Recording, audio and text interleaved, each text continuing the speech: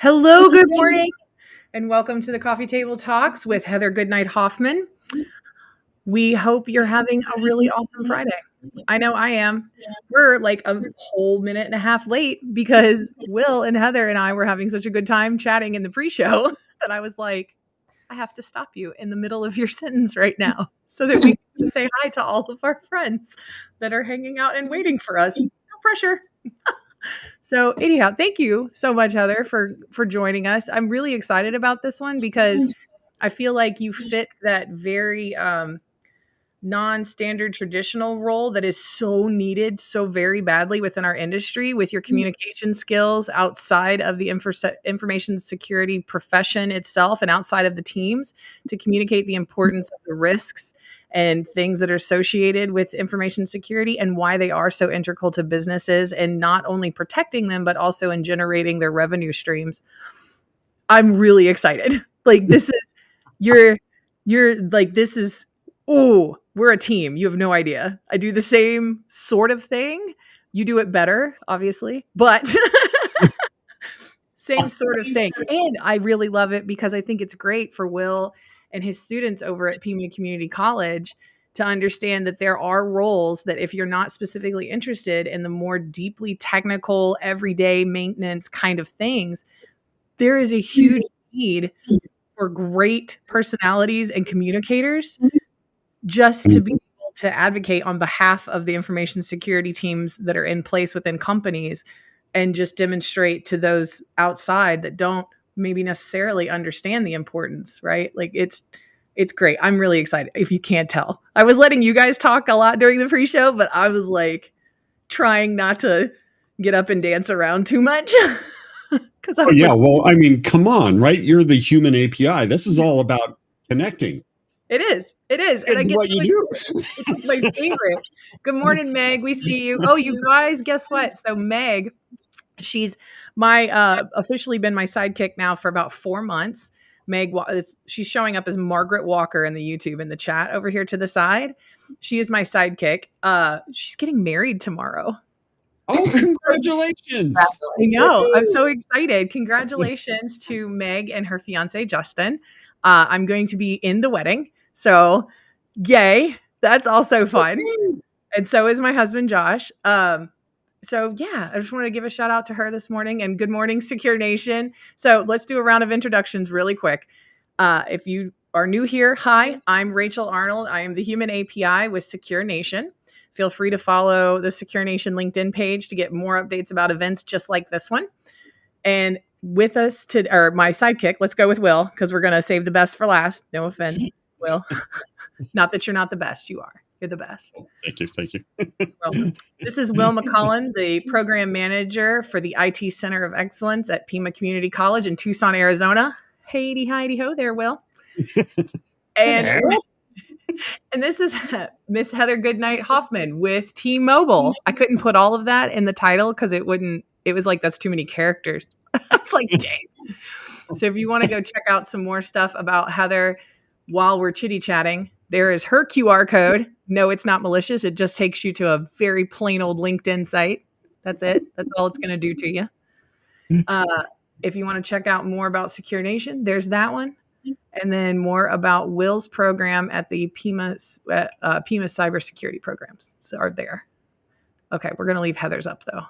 There you go. Yeah. Okay. So anyhow. Welcome, Heather. Yeah, I'm so excited. Thank you. That was an incredible introduction. Was it? Oh, good. I just made it up. Yeah. No, I appreciate that so much. And yeah, I was enjoying the conversation. I was like, wait, what? We're starting? Oh. Yeah. Yeah. Surprise, surprise. I was like, okay, stop. And then I threw a bunch of information at her about what was going to happen in the next 30 seconds. And she was like, yeah, okay. But she got it. She's quick. I knew she could handle it. It was awesome. I'm really glad. So how did you get... Yeah, let's catch everybody else up. Yeah, let's catch everybody else up. So how did you get started?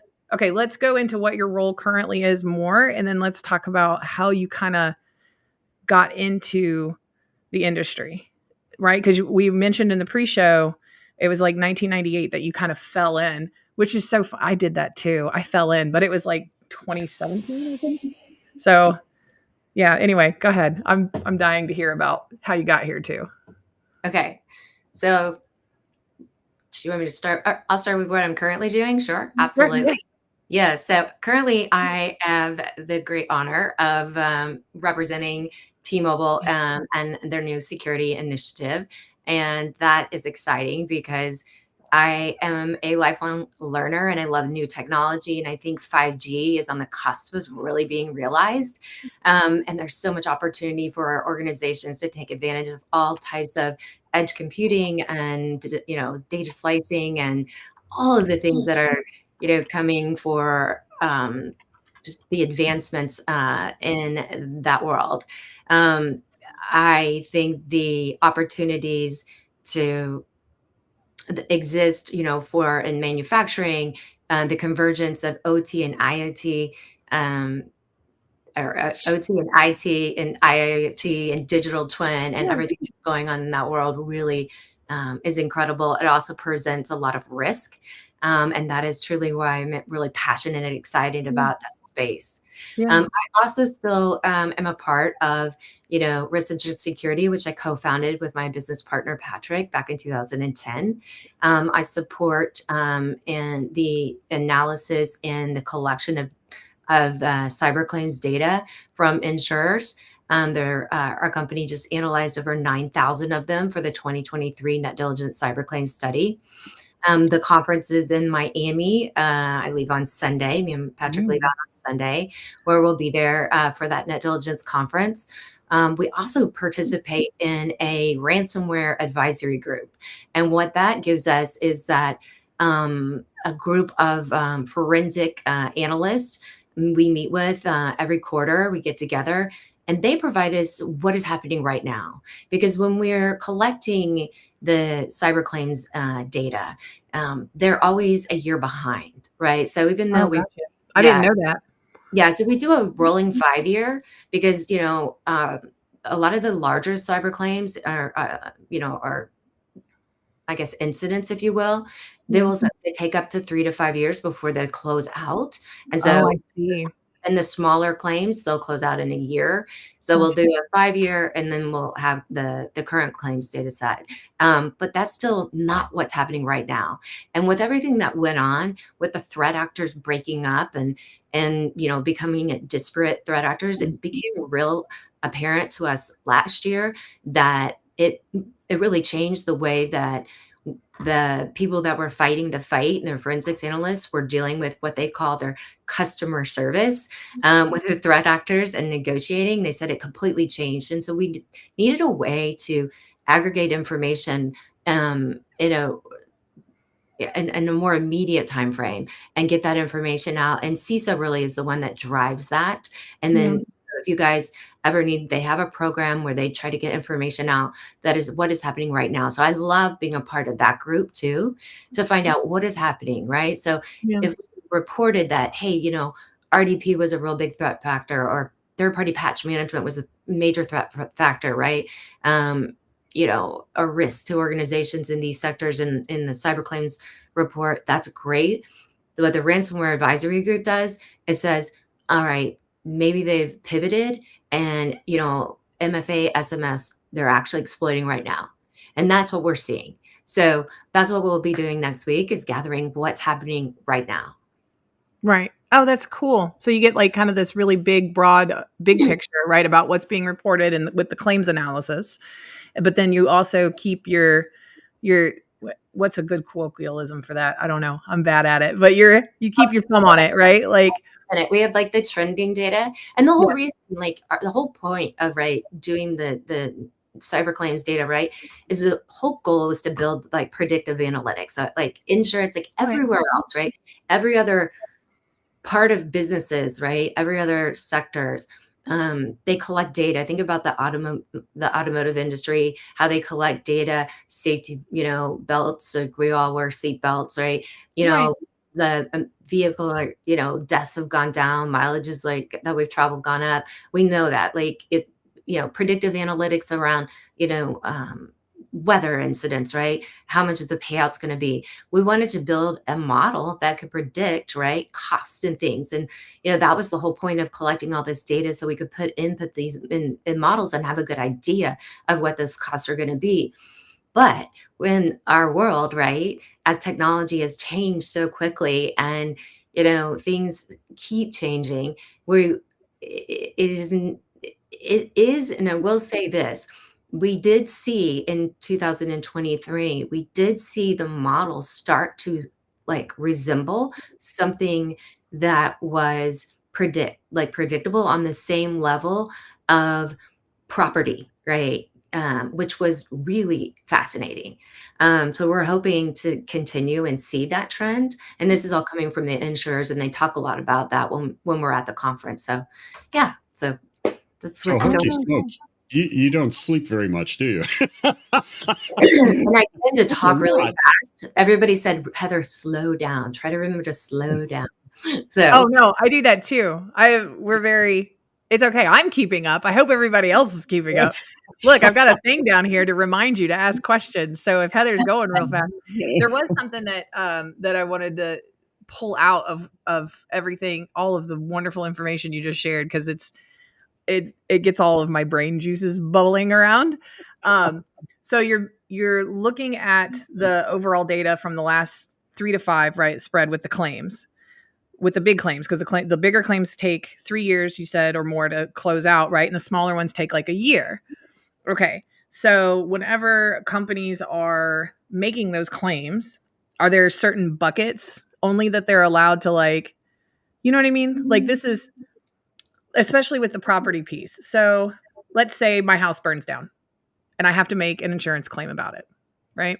So I tell the insurance company, my house burned down, right? But what really happened was I didn't clean out my dryer lint for 4 years and it exploded. Right? Obviously that didn't happen. It almost happened though. You guys, seriously, it did the other day. Like, we had to get a new dryer. No. It did. Look, the lint, not because I couldn't see it, but the lint, the whole thing, like down inside, like where you can't see into it, down inside. So I'm very confident about how handy I am. I used to work on dishwashers for a living, commercial ones. I know. Look, I live several lives. Okay. So I took apart the dryer because it was going really slow. And then suddenly one day the barrel stopped turning. So I took the top off and took the front off, and I looked down in there, and the whole assembly that's the word I was looking for. The whole lint assembly, right? There was a small crack in the bottom of the bowl of the catch-all, right? And for however long, this lint was just getting into all of the electronics and stuff of my dryer. See, this is a long story. I'm not telling my insurance company this. I'm telling them my house caught on fire. I'm making a claim. Here's the list of the stuff I lost, right? And they'll come out. There's probably some fraud person that comes out to make sure that I didn't burn it down, right? To get the insurance money. But other than that, whenever they report that out for public data and analytics, such as what you've got, does it slot as this lady didn't clean her lint out? You bring up does it say fire? Does it just say fire? Is there a broad, how far down does this report go? I want to know. You're 100% just straight on.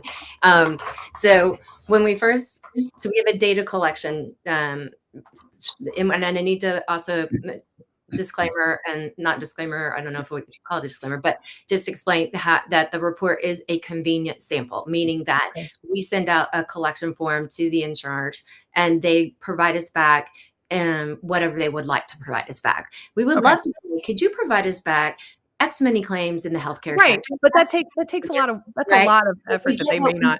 We get what we get, right? And but to your point, a lot of the people that provide us data, and we're very thankful for that, is we have some that provide us excellent descriptors.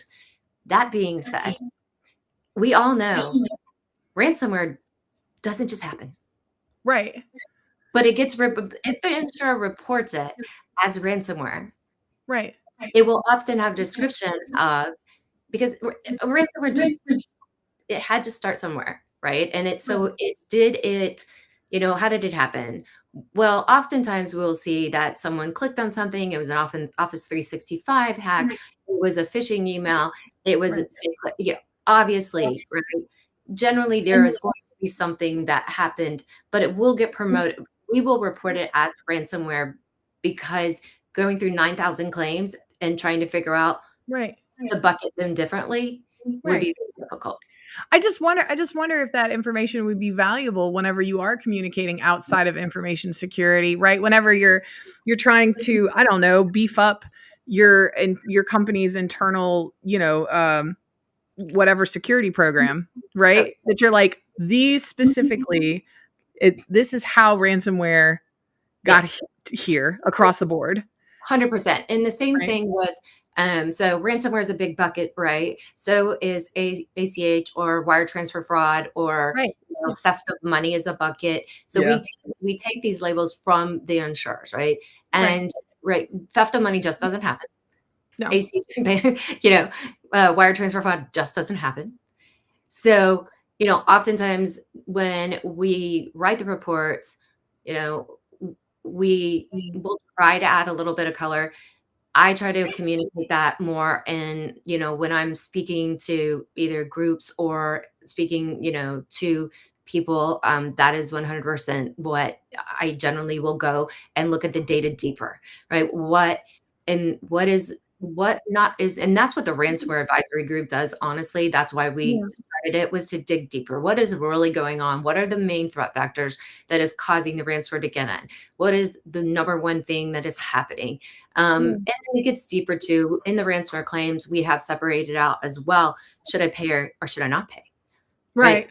What happens and what does it impact the cost, right? So there's all that data does get recorded, but it's been a bit of a journey. We keep, adding on to it, right? With that, and the report itself is long.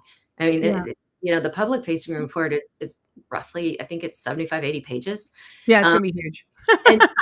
Right. But and there's also a private report that's even longer, and that's behind a paywall for net billing. Yeah. Well, I mean, to be fair, that's it should be. I mean, there's a lot more effort that goes into something that takes a deeper dive, right? Than all of that. Yeah. Go ahead. Kind of hit this from a student perspective, right? And folks, this is really incredible what you're doing here, right? Because if you think about, first of all, you've got IT in general, the number of knobs that you can twist, the number of things that you can do are just absolutely staggering. So then there's areas where you can have lint in the vent, right? So then the whole concept of compliance comes into play. Okay, let's make up long laundry lists of all the things that really need to be covered. And now you're taking that into a whole different section of starting to analyze and figure out what are patterns, how can we take all of this and see what's happening to turn it into something very useful to help us fight and make changes from there on out. And then also elements that are happening with cybersecurity, right? That, hey, if you didn't clean out that lint, we shouldn't have to pay, right? And so you're in this really exciting dynamic area where it sounds like you're starting to transform a lot of that generic play, because that's, first of all, a whole lot of work for a whole lot of people in this industry when you have knob twisters just going to compliance, and that those offer up so many realms of the incredibly widening spans of IT jobs, possibilities, if you want to start up a career. So from the pre-talk, some of the stuff that you're doing is starting to really do some exciting, different slants, different connection type elements in this, right? Well, I mean, thank you. And I think we're talking about students and talking about, threats and vulnerabilities and like finding all of this like data and understanding how, but then when it's like when way back in 2007, when I was like realizing that the people that I was working with who were doing all of these things, and they were, fighting fires and down in the trenches and really dealing with the meat. And then they had the management was out there spending millions and millions of dollars on DLP and other stuff, when if they had just spent money on better patch management, they're everything. Keep it simple, stupid heads.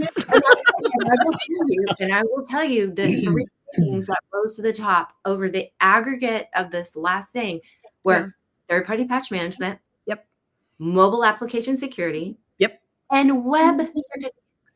Yes. Oh my gosh. Do you know how bad somebody sends me a link to like their website or their company's page, and it pulls up and I'm like, your certificate's out of date? That I'm You're like a security company. Don't send me to your security site and your certificate is not. What are you doing? How is that possible in 2024 that we are still bad at third-party patch management and SSL? How is that even possible? I don't know. Again, it literally goes back to, when I was saying, when we wrote the course, how to teach information security professionals speak the language of risk. It's really to help enable the people that are, doing those jobs to say, look, if you patched, right, then, if you don't, right, I can quantify this and we can have a conversation. What do you think the cost would be? And you can take the data, right, from Net Diligence, the cyber claims report, that's public. You can take it from Verizon DBIR. You can take it from many of the quantitative real data, right, that's out there and available to you, which people are like, I don't have any data. Even if you don't have data, have a conversation. Yeah. What do you think the minimum cost would be if this, X happened? Or how many times, like you showed me that great, love that what you showed me earlier today, how I used to have these conversations all the time. How many times do you think our firewall is being knocked on by an adversary a day? A minute? Per hour? Do you think? Okay. How many times do you think that they're successful getting in? Like, just do you think, okay, well, how far could they get? Just having how much do you think it would cost us? And then just what do you think the min-max likely will be? All right. That's a simple calculation. Here's the thing that she's talking about that he shared earlier. This is so. Oh wait, I can't move that screen, but I can move this one. So right there, right. This is their pew pew map, and it's literally called pew pew map. This is what's coming against the cyber ranges. The cyber ranges, right? Like, this is so fun. It's like I could sit here and spin this all day long. Just I love the word that Will used earlier. He used the word energy, the amount of energy that's put in by the threat actors. And you can't see the bottom of the screen. It's kind of scrolling too fast. But I was watching it, and it was showing the IP addresses, but it was showing, more importantly, the countries of where the attacks were coming from. And the amount, and like he said, the amount of energy they were putting into attacking. And it's just... Yeah, you can pull those out too, Rachel. Those different tables. And you can expand them. Yeah. Look at that. There you go. Amazing. This makes your argument like much easier. Here's a great piece of data, right? That you could say, okay, we can make we can have, and this is a great conversation for those that are in security operations, who are in the firefight, right? Who are trying to get funded the basic blocking and tackling. DNS. What is going on with DNS? Why have we fallen back on? Where's Cricket Lou and Infoblox? What are you guys doing? Shout out to them. They're an amazing company. But yeah, just all of a sudden and I think that's maybe just a symptom of a lot of companies being purchased, or a lot of integrations, and I think DNS is something that isn't, I think, as shiny and fun to do, right? So again, that's another one. It's not as prevalent as I see, from a claims perspective. It's the other three that I mentioned, but yeah. Yeah, Mike asked, is Las Vegas the target that is getting hit on the map? I just reiterated in the comments that this is showing the data from the who's being knocked on for the cyber ranges. Sorry. Yeah. Tucson, Phoenix, and Wisconsin. Yeah, Wisconsin. I thought that place that you went and visited in Michigan was part of it. No. Yes. Oh, okay. Yeah. Gotcha. And so there's more developing. Gotcha. Okay. Cool. So yeah, real cool stuff. But the part that I love on your doing is that you are constantly trying to pull in the practical. Everything involved with this, especially when you start considering all that data, can get very complex, very deep, really quickly. And the talent is to bring the simplicity back to being practical. And you're doing that masterfully. That's awesome. Oh, thank you. Yeah, we like you so much. Well, that's the connector part, right? Yeah. Trying to communicate to everybody and trying to get them, not just get the message across, but say, hey, here's practical elements that we can do to make great changes, like patch management, like covering the basics. Huge part of things. Oh man, Justin has a good question coming from YouTube. Hey guys, love the show. Do you think? Thanks, Justin. We love you too. Do you think cybersecurity's predictability has started to grow due to the rate of change inside the industry slowing? Is cybersecurity entering the industry? So I know Justin, he's a little newer to the industry. No. My answer is no. But right, because especially whenever folks like Heather are like, we're just now seeing where these trends are becoming reliable to base prediction on, right? Last year, did I mishear you? You were like 2023, and it's very much so on the same sort of trend as that, like housing stuff. Yeah, property. Yeah, like when when insurers predict property, they actually said that's the first time that it started to look like it. But here's what I'll say.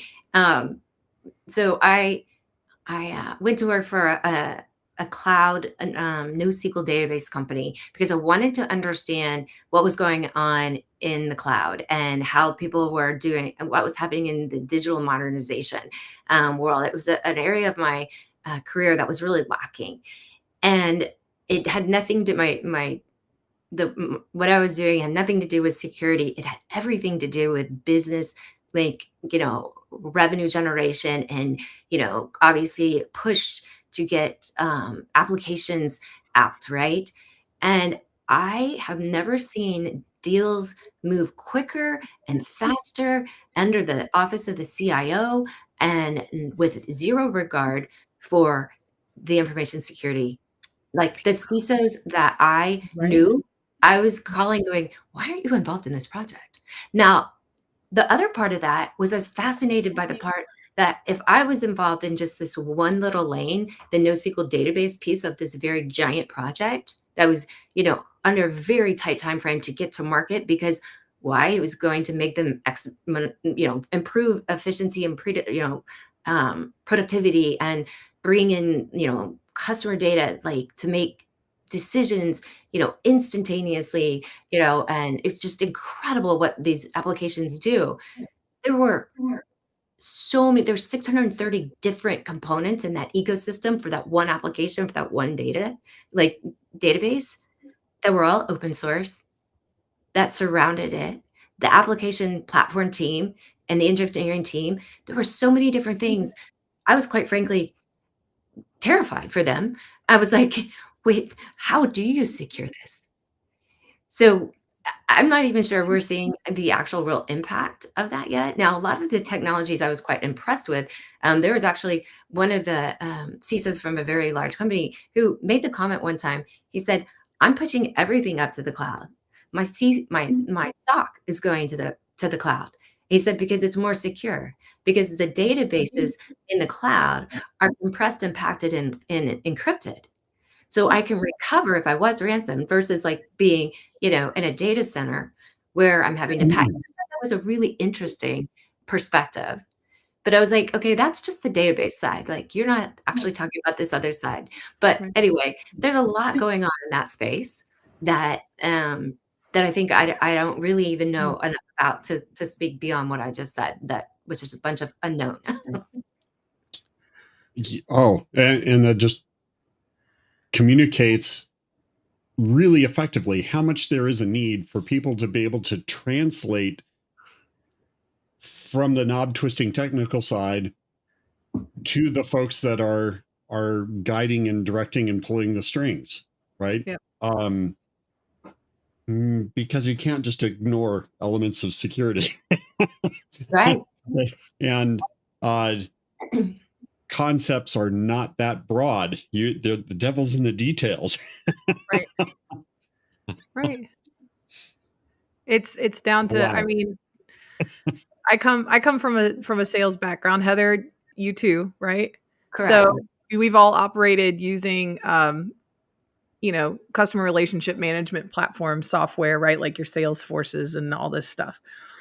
What happens whenever, it doesn't even have to be a top salesperson, but just a salesperson that doesn't know anything about cybersecurity at your company logs on to a public network at the Starbucks and has their credentials compromised into their CRM. Right. And now somebody else has access to all of your customer data because nobody sat down with the IT person that was part of the project to implement the CRM into your internal applications and said, maybe we should segment off their visibility based on their role and their title, right? Maybe they should only be able to see a section of our customer database at a time, right? Right. Or how about we implement MFA? Or how about we do a bit more with our security awareness program, more than just once a year, more than just these other teams, and expand it out to every level and every role, including that intern salesperson that walked in here, and help them understand why they should not use their company laptop or their personal laptop to work from. Why it is that these things are important, or get with the IT team and just work on those basic things around patch management. Doesn't just help the software work correctly so that you get less tickets at the help desk. It also may have security updates from the third party being pushed through. So please patch responsibly and regularly in a timely manner and be able to scan the machines that are connected to your network to ensure that those patches actually got patched, right? Like just all these very simple, it seems very simple and it's a lot of grunt work, but it's not always blinky lights and magical things and these overly priced products and services that are going to fix everything, right? And I had somebody ask a friend of mine at their company, it was a higher up, and they said they were showing them the trends and how it was that they were performing as a security team around their ability to mitigate the risk of ransomware. And it wasn't zero because they were being honest and they're not full of crap.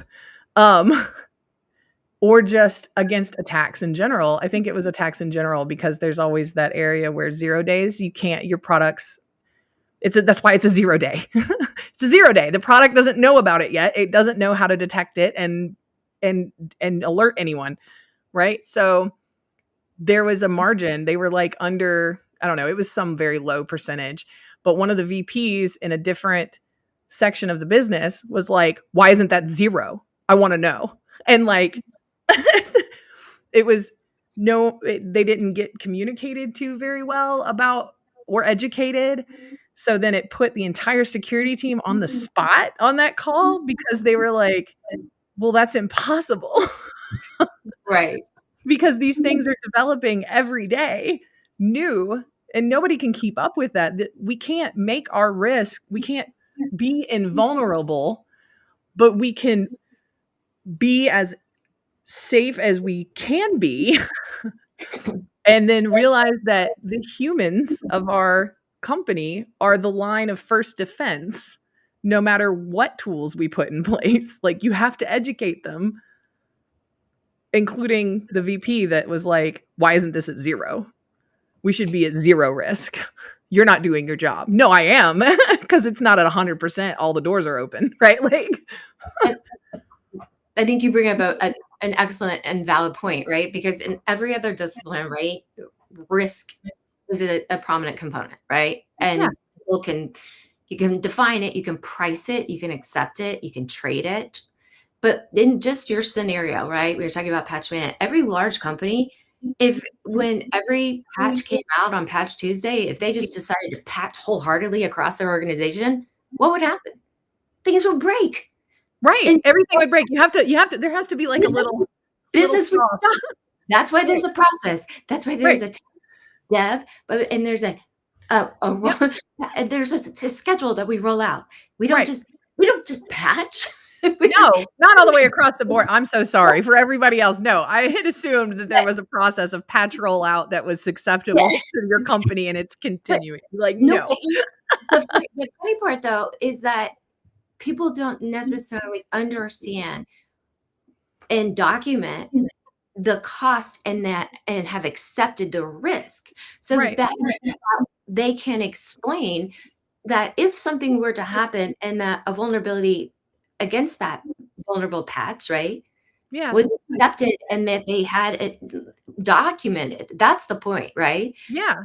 It's totally understandable that you are not going to be able to always patch for many reasons. Right? Oh, yeah. Third party, all of the things. But it's the part they skip, that they quantified it and documented and assigned a number to it, right? Yeah.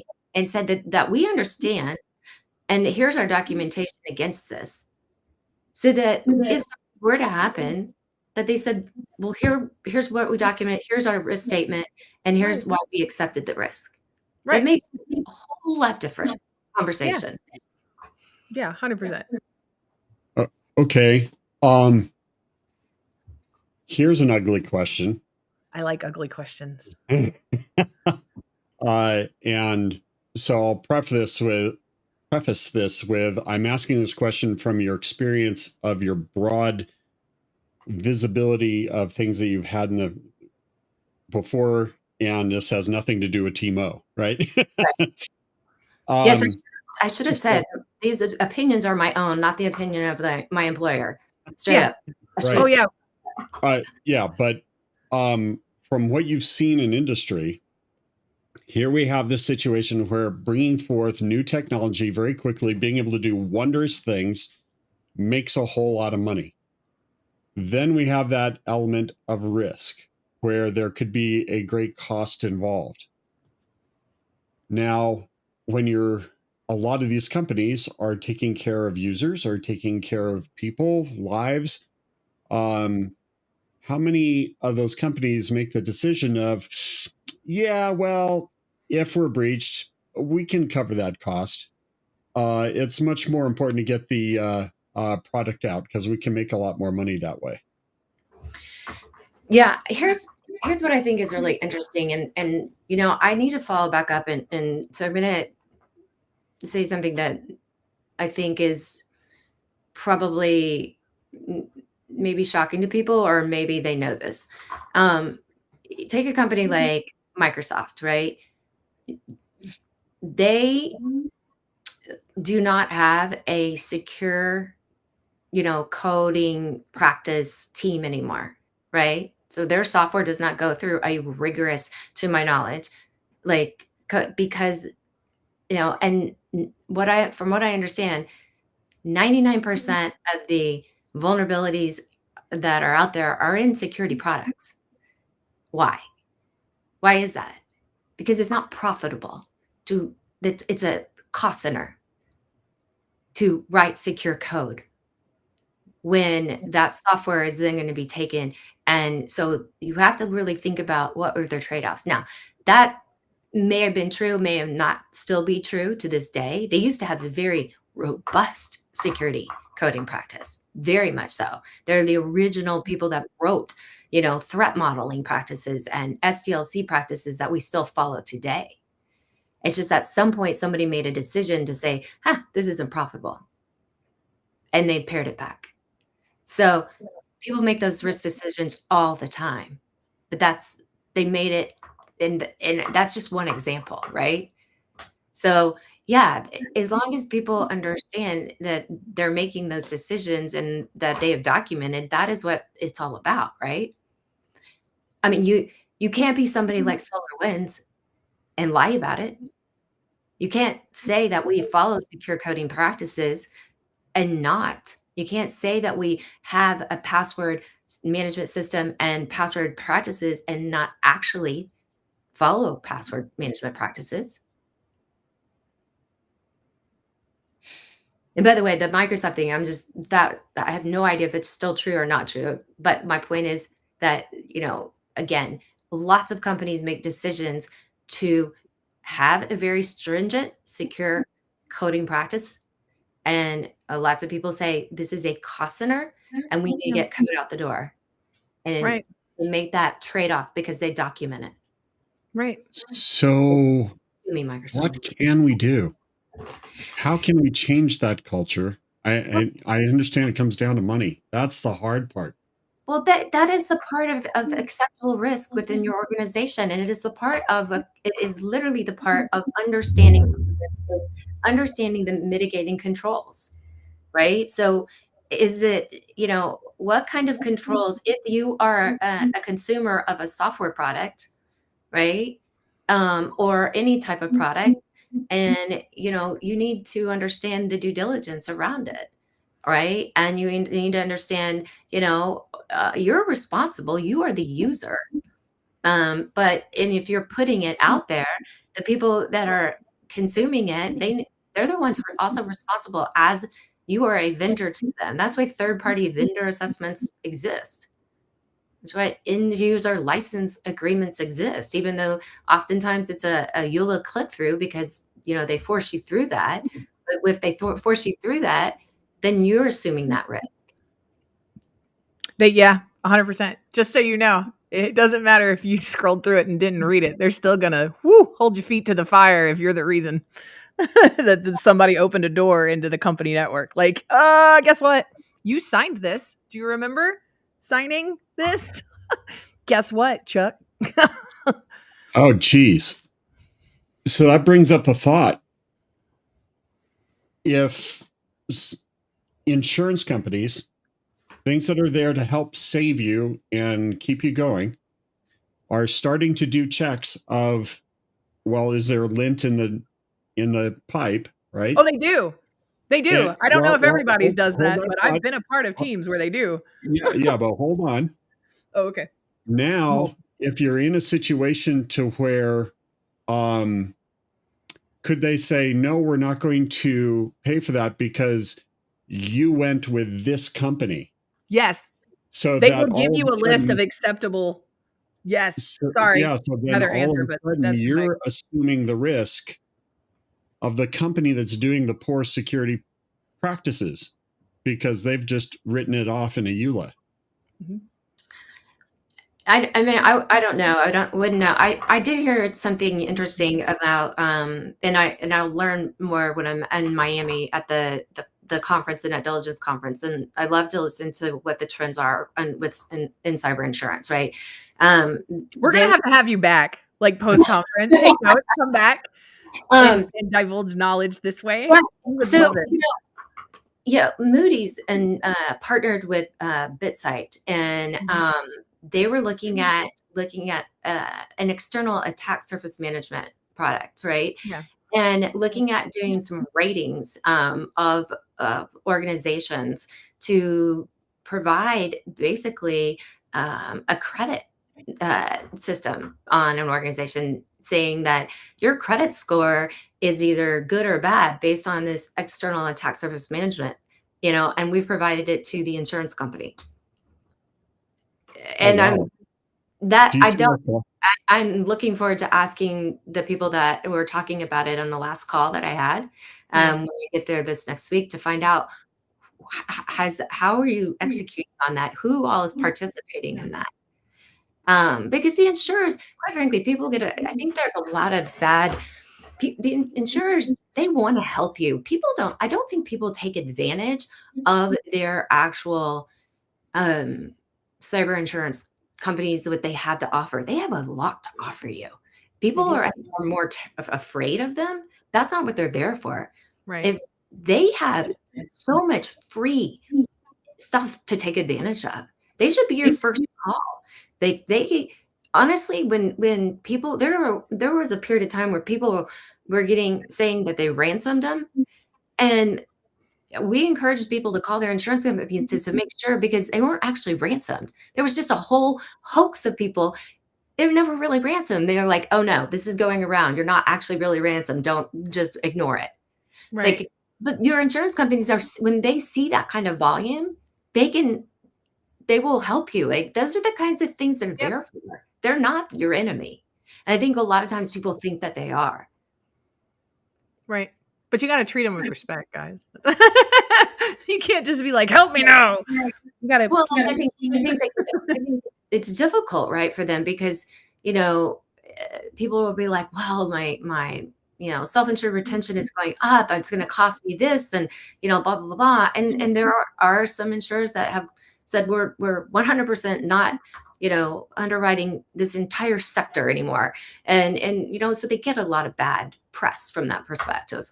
Right. Well, this is a wild thought, and maybe it's something that's already going on. I just don't know about it. But do you see the possibility of kind of like a whole element in the IT ecosystem starting to grow that with insurers? They could end up being some of those folks that say, hey, there's some really bad practices over here, or hey, this code is really sketchy, and then helping to force a change in the industry of, no, you do need to have good coding practices. No, it's not going to be profitable to ignore that. Or how about this? Let's stop putting your whole repository on public facing GitHub. Don't do that. Why are you doing that? Don't make that accessible. I mean, that's an interesting perspective, but I don't know that how would anybody would have seen the SolarWinds situation coming? I mean, that went on for quite a while. Yeah. That tells me their internal audits were either rubber stamped or it was just, honestly, that great. Read through the lawsuit, that were filed, and you read through the test. It's horrific. I didn't read through it. Can you summarize? I mean, there's so much in there where they have literally like the actual verbiage of these people saying that. I encourage people to go read it, because it is one of those things that you just, I don't know. I'm a big documentary person. And so I don't know if anybody has seen Super Pumped about the Uber. Oh no, I haven't seen that one yet. It's on my list though. Okay. So Uber, this was a shocker to me. Uber, 57 million people, 57 million people. They turned the cameras on of their drivers and videotaped and took information of the passengers, and then used that information in a competitive. It was appalling what they did by violating not only policy, but everything that they did. So, it's just, again, it's another example of it. And when you watch it, you're thinking, I can't believe that this is going on. This is going on at a company, and no one is doing anything about it. And then in the documentary, and there's some things that happen. I encourage you to watch it. But yeah, I mean, of course, they ended up obviously getting in trouble. But now you can order an Uber for your teen. Oh yeah, well. Can't take your kids to after school basketball practice? No worries. Uber got you. Yeah. Another one of those things.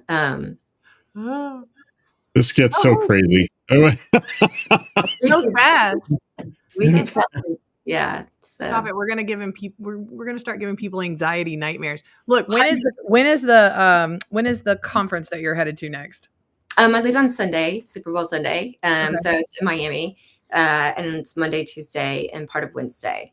Gotcha. You know, Tuesday is Fat Tuesday here in Louisiana. I know. My daughter was at Mardi Gras. Are you kidding? She sent me a video. That's awesome. Yeah, and then so in Baton Rouge, there's a parade called the Spanish Town Parade that happens tomorrow. Pink flamingos are involved. Google it if you're bored. Whatever. It's fun. It's fun for all. So basically, the day drinking starts then. So nobody tries to leave their house on Saturday nights in Baton Rouge in our general area because the level of probably sleepy or maybe slightly intoxicated people is really high. Look, we're talking about risk, right? There's a risk. The risk is higher on Saturday. Don't drive. 100%. Right. Then we have Fat Tuesday. And then at midnight, all the cops on the horses will come down the streets through the French Quarter, clear away all of the intoxicated people and tell them to go home. Well, basically, you can't stay here, right? Time to disperse, you crazy nut jobs. And then Wednesday is Ash Wednesday. And then, wait, isn't Fat Tuesday on Valentine's Day? You guys, this is like the craziest. No, Ash Wednesday is Valentine's Day on top of it. So you're going to see a lot of people out with like ashes smeared, at least in our area. Catholic presence is pretty big. It's like a craziest week full of holidays. We've got Super Bowl Sunday. We've got like all this stuff. Fat Tuesday, Valentine's Day. Like I was like hashtag hot mess mom in it this week. Last night at like 11 o'clock at night, me and my husband got done putting together the 3 kids' Valentines for their classes. And then earlier this week, we had to make like a Mardi Gras float out of a shoebox for an art grade or something. You know what I mean? Like it was just so much. Yeah, it's a little different for us in the desert Southwest. We just have rodeo days. Yeah, don't you guys have Cactus Con or something coming up? What's coming up for you? Cactus Con is coming up here very soon. Yeah, when's it? Yeah. Oh, you don't have to. You could just tell me the month. I'm not. It's coming up February the 16th. It's next week. See, yeah. There's so much going on. I can't. I need everything to stop. No, it's going to be fine. It's going to be fine. We're going to be okay. You have a great trip, Heather. I love it. What's your favorite king cake? Mine, anything with cream cheese. 100%. Yeah. Anything. I don't care. It could be blueberry cream cheese, apple cream cheese, peach cream cheese. I really, really like just the cinnamon cream cheese because I'm just a classic kind of person like that. But the best ones around here are from Gambino's. I was going to say Gambino's is my favorite. Yeah, Gambino's. Yeah. We have them shipped in. More locally to me, like if I'm just like, oh gosh, I want king cake. And I don't want to have to go through the guilt of driving an hour and a half to go get it from Gambino's. I'll get it from this really it's like a mom and pop grocery store chain. There's only 3 of them in the area. It's called Oak Point. Oak Point. You guys, that's where it's at. All right. Oak Point. Go. Look, my friend John owns them and he's just the best community outreach person. You know what I mean? Like he pays his employees stupid. He treats them super well and they make all of their fantastic king cakes with so much love. It's great. It's great. Do king cake. If you don't know what a king cake is, go educate yourself. Okay. And order one. And then send me a picture so I can drool over it with you. It's gonna be so great. See, Heather's in Texas. If you guys were listening earlier, she mentioned the importance of OT and with IT and like all these things. See, she's in Texas. I'm in Louisiana. This is all like gas and manufacturing, like deep South kind of stuff. So we're always thinking about those things. But anyway, I'm married to a Louisiana boy. So south of I-10, Thibodaux. And then my daughter's at Tulane. So we're I'm all in. Yes, you are. You are super all in. Thibodaux? Really? Oh my gosh. I went to a couple of events down there. My friends, another Meg, not the Meg that was on the YouTube, but another Meg, her and her husband, Seth, her family's from there. What's her last name? You might know them. I'll send it to you later. So we went to some festival or something they had there. They do it right. Yes. Like festivals in Thibodaux, also highly recommend. 100%. But you're going to have to come check back in with us. I will. After conference. get all the answers to the questions. I'll follow up with the most recent ransomware advisory group. What's happening with that? The insurance, I'll find out if they're really following through with this, credit rating system, if that's going to be a thing. And anything else, I'll circle up with my Microsoft people to see if they've added any more secure code development, so I don't completely throw them under the bus. I know some of the folks at Microsoft, and but I don't know the whole history. Like, I don't know the quite the width that you're describing, but I know some of the folks that are security minded at Microsoft right now, and they're fantastic. Well, the secure code development cycle, I mean, obviously, if anybody has followed secure coding, they are the ones that literally wrote the threat model. And right. All follow. And then there was this time that they decided to cut it, but we'll just circle back up on that. Yeah. If there was a time that they thought to cut it, I think they figured out that it's a good time to bring it back. But just to wrap up that point, right? It is often a risk-based decision by companies. We're just using that as an example. Yeah, but the wealth of this was fantastic, Heather, and fantastic episode because of the wealth of concepts that have just floated through here, the wealth of ramifications of those concepts that are huge that have just floated through this one episode. There's a whole bunch of different things to approach and think about and chew on. That fantastic. And we didn't even touch upon the elements that you're bringing up with 5G and the ramifications of how just having that kind of availability and reach, including elements with OT, can have dramatic effects. And you can't just take those and give that wonderful swath of, oh, it's a database in the cloud, so everything's secure. No, right. It's the details, folks. Yeah, definitely. 100%. Thank you. Awesome. I've enjoyed my time. Thank you guys so much. And I look forward to following up with both of you as well. Oh, yeah. No, I'm looking forward to hearing all about it too. So it's going to be awesome. And thank you so much for everyone joining us today, all of our viewers. We see all your hellos. If I missed you, hello. I'm sorry. I didn't mean to. We were just in the conversation. It happens sometimes. You guys go check out the SecureNation LinkedIn site. That's where the QR code is going to take you to follow up on more events. I already, way ahead of time, have up our future event. All right. It's not our next one, but it's a future event with one of my very first mentors in the industry, Tim Crothers, who is currently the CISO at Mandiant. I love Tim. You're going to love Tim. He's amazing. Nice guy. Will got to meet Tim at GERCON. I took him to breakfast and we got to hang out for a little. You see why, right? Like, he's just the best. So anyhow, that's already up there. You can click that attendee thing and add it to your calendars if you'd like. I think it's also across the YouTube if that's your preferred. Come drink coffee or whatever your beverage of choice is with us. But we look forward to seeing you there. And next Monday, we will have up next Friday's event. So that's how that works. We love you guys so much. Y'all have a fantastic week. We're right at time. How'd that happen? Bam. We could have gone forever. We need to hang out with Heather all the time.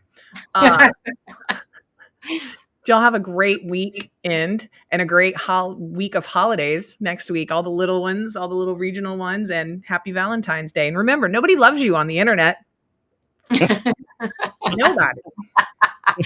Well, you're on the internet and you love everybody. Except the trolls. Yeah, I don't like them. They get it's a carefully procured audience. I love you, virus. Yeah. Oh, yeah. That's what I thought you were referring to. Yeah. We'll see you guys next week. Thank you so much for grabbing a cup and circle it up.